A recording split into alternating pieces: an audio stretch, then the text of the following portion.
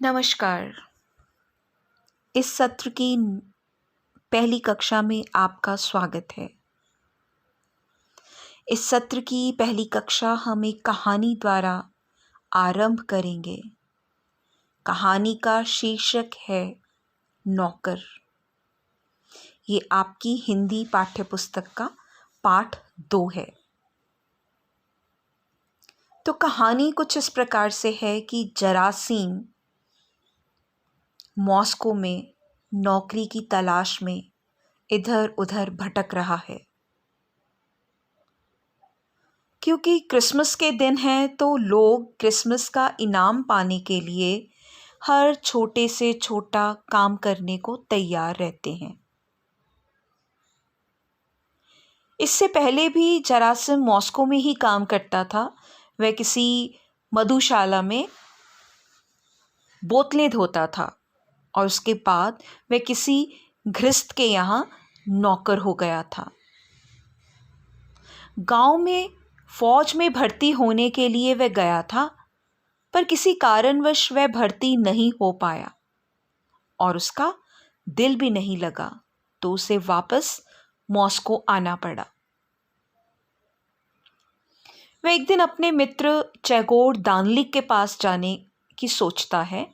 चैगोर दानलिक उसी के गांव का आदमी है, जो कि शारोब साहब के यहाँ कोचवान है। वह अपने मित्र के यहाँ आता है और उससे कहता है कि मुझे नौकरी चाहिए, मुझे इसकी बहुत ज़रूरत है। चकोर दानले कहता है कि तुम अपने पुराने मालिक के पास क्यों नहीं गए। चरासिम कहता है कि वहां पर किसी और को रख लिया गया है।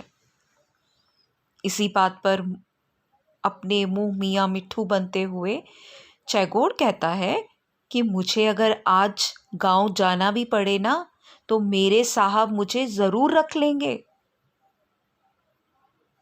पर चलो, मैं अपने साहब से तुम्हारी बात करूँगा, क्योंकि हमारा जो नौकर है वो बहुत ही बूढ़ा हो गया है।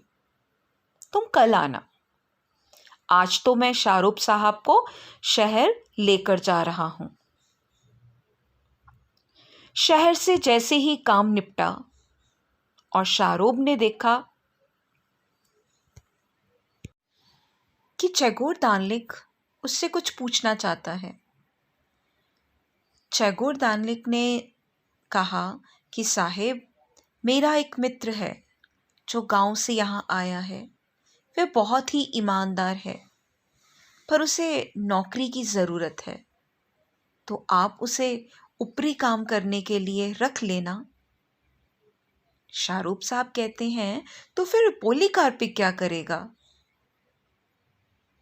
चैगोर कहता है कि साहब देखिए, पोलीकार्पिक बहुत बूढ़ा हो गया है, अब उससे घर का काम भी ठीक ढंग से नहीं होता। जिस दिन रात को पहरा देने की बारी उसकी होती है ना, कम से कम 10 बार घर जाके सोता है और सफाई भी ठीक ढंग से नहीं करता। मुझे तो डर है कि किसी दिन आपको पुलिस से झगड़ा मोल लेना पड़ सकता है। शारूब साहब को अपने इतने पुराने नौकर को निकालना ठीक नहीं लग रहा था, परंतु फिर भी वह मान जाते हैं कि ठीक है, तुम्हारे मित्र से हम घर का ऊपरी काम करवा लिया करेंगे। चकोर दानलिक बहुत खुश होता है और अपने मित्र को खुशी खुशी ये खबर देता है कि तुम्हें मेरे मालिक ने रख लिया है, पर याद रखना, मुझे शिकायत का एक भी मौका मत देना। जरासिम ये बात सुनकर बहुत खुश होता है और खुशी खुशी जब वह चैगोर दानलिक के कमरे से निकलकर चौगान से होते हुए एक कोठरी के पास से निकलता है, तो उसे याद आता है कि कल से तो मैं इस कोठरी में रहा करूंगा, तो क्यों ना इसकी एक झलक ही देख लूं। वह कोठरी की झलक पाने के लिए जैसे ही उस कोठरी के पास जाता है, तो उसे कमरे से कुछ आवाज सुनाई देती है। उस आवाज में एक महिला कह रही थी, सभी मालिक ऐसे ही नीच होते हैं, अपने अलावा और किसी की परवाह नहीं करते। उन्हें ये भी ख्याल नहीं है कि हम इस बुढ़ापे में कहाँ जाएंगे। हमने सारी उम्र कितनी ईमानदारी से उनका काम किया है। अरे, इसमें मालिक का इतना दोष नहीं है जितना कि उस चोगवान का। अरे कोचवान, देखो बुढ़ापे में शब्द भी ठीक नहीं निकल रहे। चैगोर अपने किसी दोस्त को नौकरी दिलाना चाहता है। हाँ, वही तो है विष की गांठ। पर मैं उसकी सारी चालाकी निकाल दूंगी। मालिक से शिकायत करूंगी कि घास और दाना चुरा चुरा कर बेचता है। अरे नहीं, जाने भी दो। क्यों बुढ़ापे में पाप मोल लेती हो। जरासीम खिड़की से बाहर खड़ा ये सब सुन रहा था, और जैसे ही उसे ये पता चला कि अगर मैं ये नौकरी करूँगा तो मेरी वजह से इन दोनों का बुढ़ापा मुश्किल में आ जाएगा, इन लोगों पर कैसी मुसीबत आन पड़ेगी, ऐसी कल्पना करके ही वह कांप उठा और कोचवान के कमरे की ओर लौट पड़ा। अरे क्या कुछ भूल गए?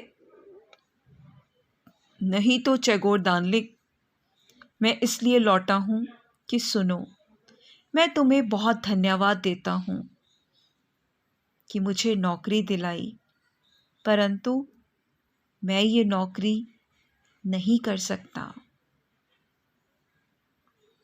तो ये थी आज की छोटी सी कहानी। इस कहानी का आनंद अपनी पाठ्य पुस्तक से लें। इस कहानी को दोबारा पढ़ें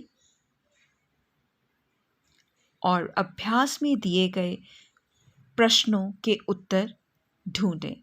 धन्यवाद। आपका दिन शुभ रहे।